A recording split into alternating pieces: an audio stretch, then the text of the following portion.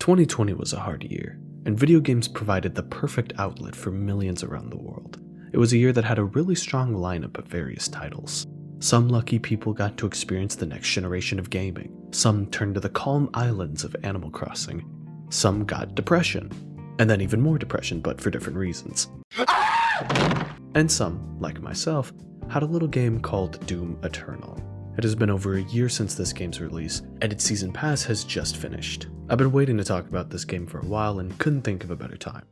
To start, I love Doom Eternal. The combat system is one of the best in any video game. To the unkeen eye, this may seem just like violent, over-the-top, speedy gunplay, but there are so many levels of thought that went into the design of id Software's push-forward combat to keep players constantly on their toes and engaged in every encounter. You are always planning your next step from second to second. If you pause or panic, you will die. Imps and zombies can gain the upper hand in encounters if you don't keep your head on a swivel. But despite the challenge you choose to set for yourself, unlocking the tools as you grow in your journey makes the experience so fun. What starts as a shotgun can eventually become a full-auto Gatling or a sticky bomb grenade launcher.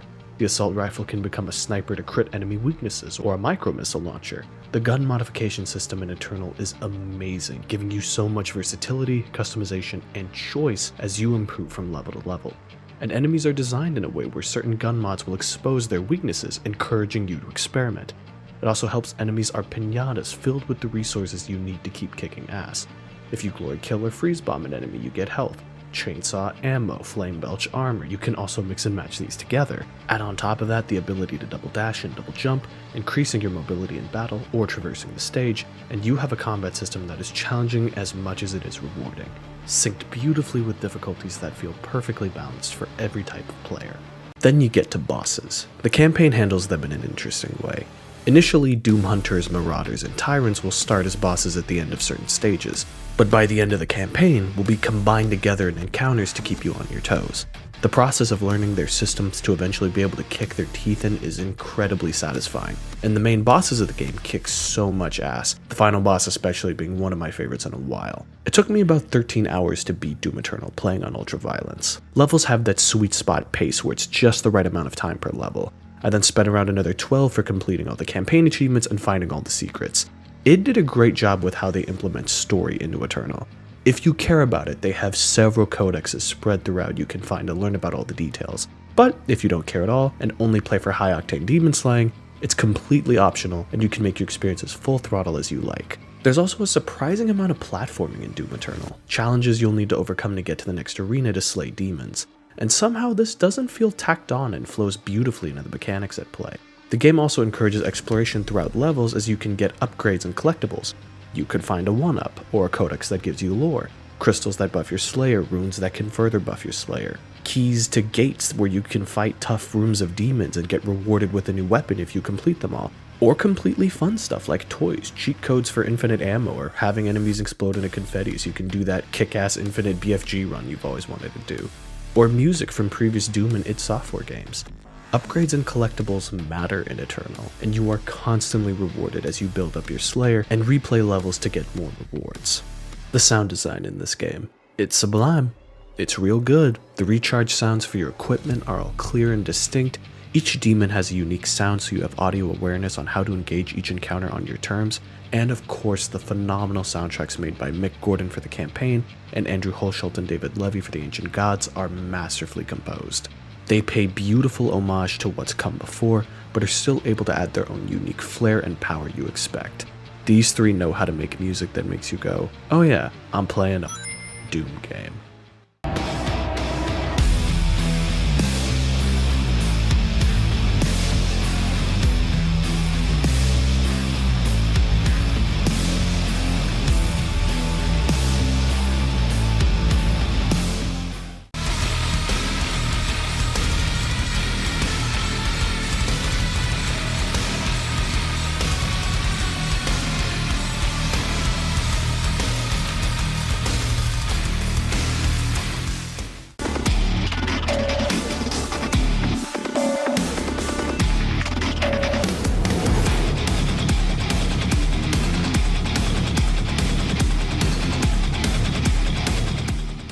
I think the visuals speak for themselves. This game looks phenomenal and runs beautifully. So many times you'll just have to stop and take the scenery in.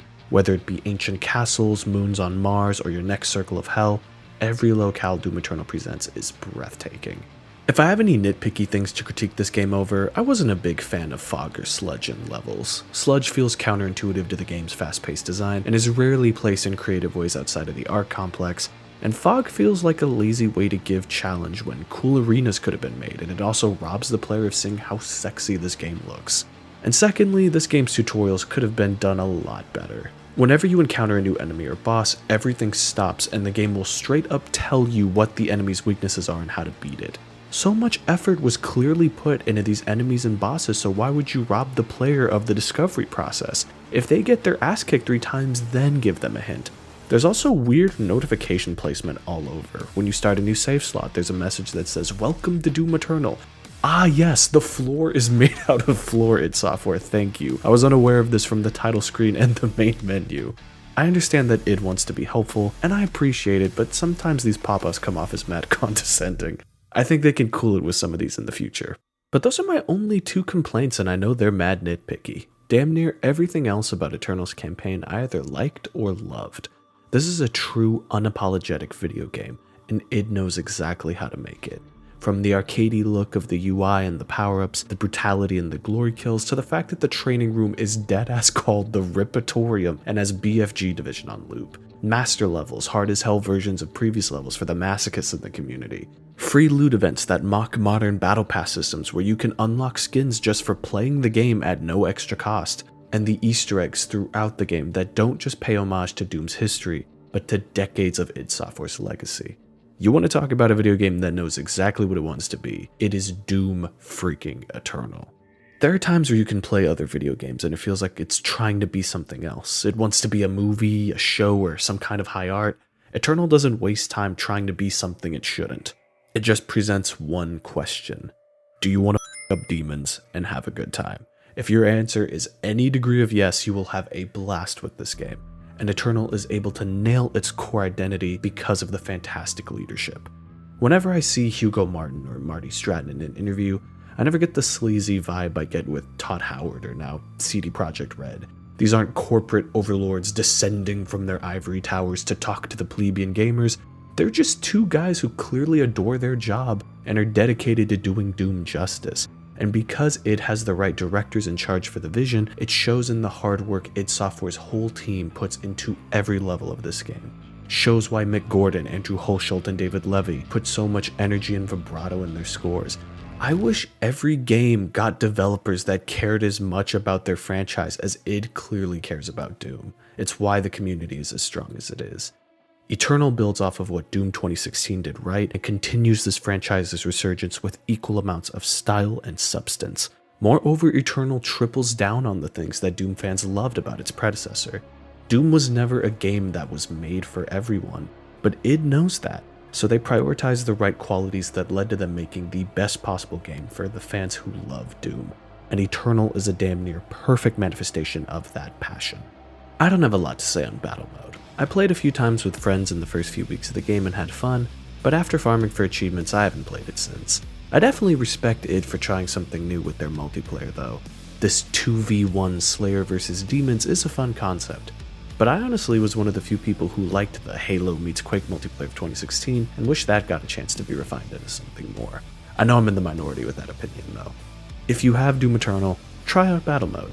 You may end up really enjoying yourself, and there are Discord servers dedicated to the mode where you can find people to play and learn with. Now let's talk about the Ancient Gods. I had a really fun time with both parts, and weirdly enough, the same problems I have with them are pretty much the same in both parts. Let's start with the things I liked. The locales you get to go through in the Ancient Gods are phenomenal in both expansions. Each level is visually distinct and absolutely beautiful to fight through. The new enemies that are added from the spirits in part 1 or the stone imps in part 2 provide new challenges and problems to solve for combat. The focus also seems different for both expansions. Part 1 is significantly more challenging, throwing you into a lot of high pressure situations to test your abilities, but still pushing you to make sure you are learning and evolving despite your max skill set. whereas Part 2 is more focused on traversal and spectacle with fun platforming sections, puzzles to solve, and the Sentinel Hammer, which feels almost too natural as a part of your arsenal. The hammer flows seamlessly into the gameplay flow, and it's incredibly satisfying to turn smaller enemies to dust and paying back the Marauder for all those times he clapped your cheeks. I'll try my best not to spoil too much about the story. All I'll say is the intern is adorable, and there are some badass cutscenes that definitely left me grinning from ear to ear. But I do have two issues with the Ancient Gods: the bosses and the story.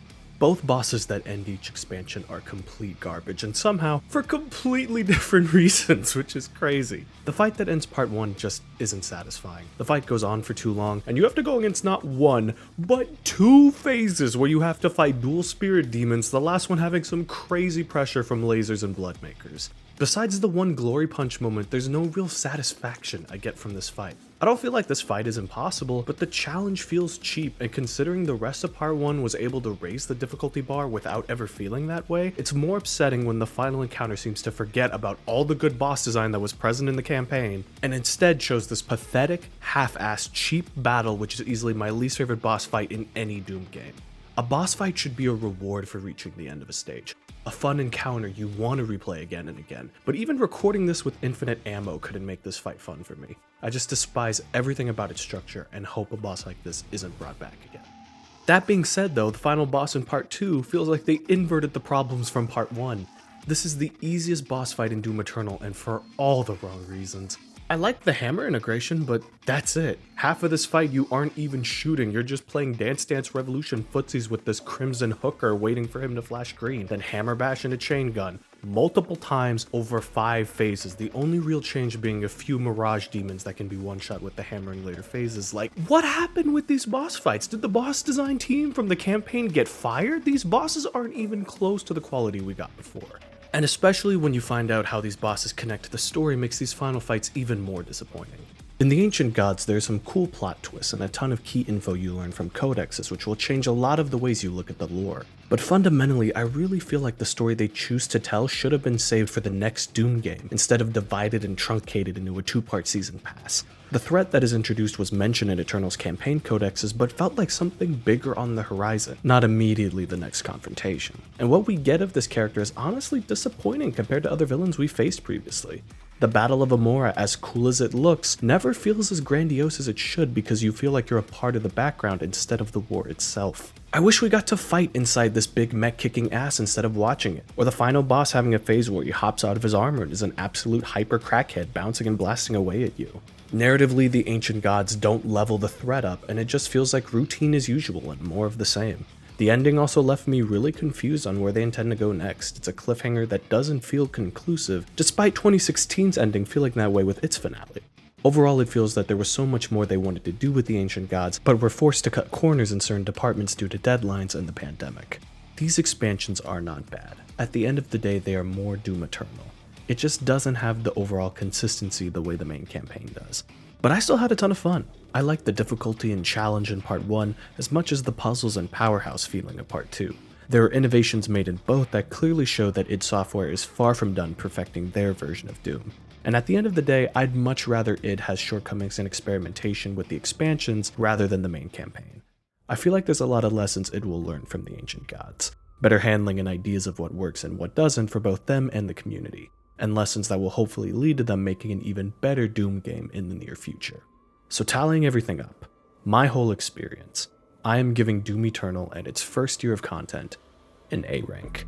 Eternal's main campaign is one of the greatest high-octane first-person shooters ever made, and though the Ancient Gods Season Pass falls flat in a few departments, it's still more of the glorious Doom action you know and love. I'm excited to see what id's next title will be, as I personally believe that their best is yet to come. If their next game is a follow-up to Eternal, I hope they allocate all resources to making the best campaign possible. No multiplayer, no distractions, just a full-throttle, refined-to-the-bone 20-hour Doom campaign. Or if id wants to do something new, or maybe work on another game franchise, I'd be fine with that too.